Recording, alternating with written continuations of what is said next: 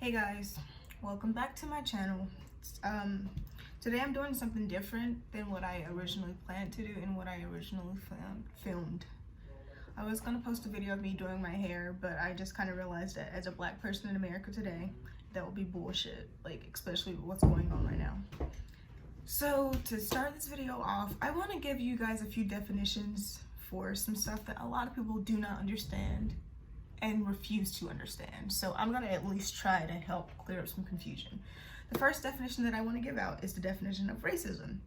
Racism is prejudice or discrimination or antagonism directed against someone of a different race based on the belief that one race is superior than another. The definition for prejudice is a little bit different. It's a preconceived opinion that is not based on reason or actual experience. And then lastly, the definition for systematic oppression. Systematic oppression refers to the mistreatment of people within a specific group supported and enforced by the society and its institutions. Okay, so let's clear that up and explain. So everyone knows that a lot of white people are racist. Not all, but a lot of white people. Like America was built off the back of racism, built off the back of slaves. Native American people, it was just built off the back of people who were enslaved by another race because we were believed to be inferior to white people. Racism. Now, a lot of people are like, everyone can be racist. You know, reverse racism. Reverse racism doesn't exist because racism is built into systematic oppression. And as a black person, we cannot systematically oppress anyone because the system is built against us inherently already. We're good. Cool. So when I was 11 years old, Trayvon Martin, a 17-year-old, was murdered in his own neighborhood when he was walking home with a hoodie on and some Skittles and an Arizona iced tea. He was killed by a man named George Zimmerman, and his family has never received justice from this, ever. And George is still out here making money off of Trayvon Martin's death to this day. And since 2012, people that look like him, that look like me, that are black and brown, have been murdered mercifully by white people. And they continue to be murdered because there's nothing being done about this. And we're tired. I'm fucking tired of it. I'm fucking tired. This week has been absolute hell for black people. Like, hell. 2020 has been hell, but this week alone has really done something to my mental health. Tuesday, there was a video released of a black man named Christopher Cooper and a white woman named Amy Cooper, no relation. And Christopher Cooper is an avid bird watcher who was in a park in New York that had a rule that was like, you have to have your dog on a leash. And Amy Cooper, a white woman, did not have her dog on a leash in the park where there's a rule that you need to have your dog on a leash. So he kindly asked her calmly if she could put her dog on a leash, what the rule said. And she said, no, I'm gonna call the police and tell them that an African American man is threatening my life. There's video of this. I've seen the video countless times. I've watched it countless times.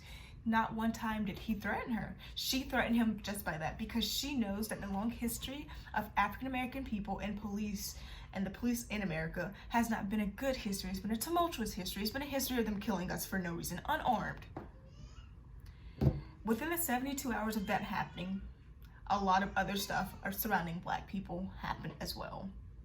A white youth pastor claimed that he was kidnapped by black men because he didn't want to admit that he was cheating on his wife in a hotel. A woman killed her autistic son. She pushed him into a canal on video and he drowned, and she blamed it on black people. And on Monday, the day before the video of Christopher Cooper and Amy Cooper was released, a black man was killed by the police. A black man was killed on Monday. His name was George Floyd, and he allegedly forged a check. And his punishment for forging a check was a white police officer kneeling on his neck for 8 minutes straight as he begged for his life. He begged and shouted that he could not breathe. He could not breathe.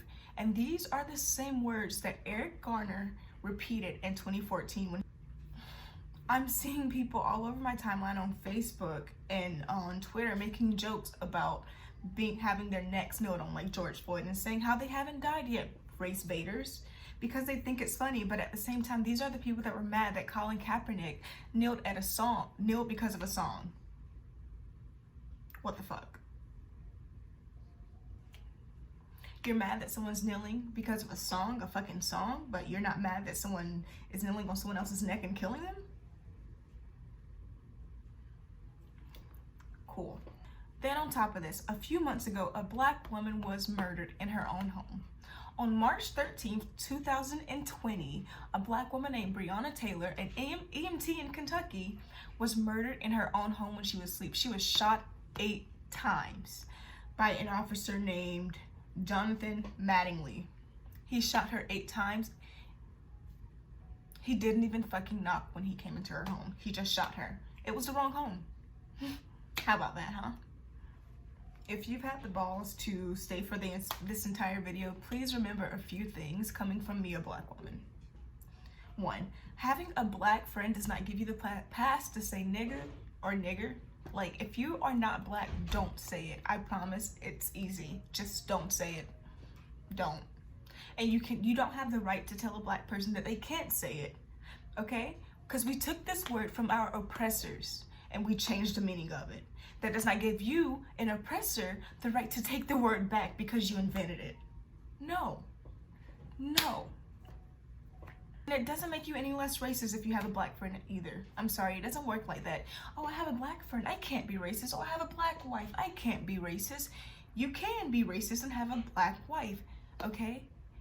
You can. You can be racist and have a black wife, a black friend, black children. If you're white or not black, you can be racist and have all of this and still fetishize black people. You know how many of my friends that are mixed have racist parents? And also, mixed children don't defeat racism. Stop telling people that because it's fucking stupid. Thank you. Secondly, if you're offended by anything I said in this video, then there's a high chance that you are a racist or a racist apologist, which is worse. Don't be racist. It's really easy to not hate someone because of their skin tone. It's really easy. It's not fucking hard. If you're quiet right now and not using your privilege or your voice to bring attention to the problem, then you are the problem. Okay? Like, I know you think that being quiet right now and trying to bring positive vibes to the timeline during this negative time, but that's bullshit, okay? Because positive vibes right now are fake as fuck, and we don't need that fakeness in our lives already when we're being killed left and right, okay? We need someone who's going to stand in our corner and use their privilege for good to help us, because we cannot fight this fight alone. Also, being black in America today should not be a problem. It should not be a crime, and it should not be a death sentence for me or my brothers or people that look like me, okay? I shouldn't have to fear for my nephews' lives daily or my brothers' lives. And if you are a white person and you see a black person looking at the end of a gun and a white person's on the other end of that gun, please step in. Please, okay? If you can do anything to stop them from being killed, please step in. And lastly, please remember that Black Lives Matter, that we matter, that Eric Garner mattered, Trayvon Martin mattered, that George Floyd mattered, that my brothers matter. Just that Tamir Rice, a 12-year-old that was killed because he had a fake gun, remember that he mattered. Say their fucking name. Thank you.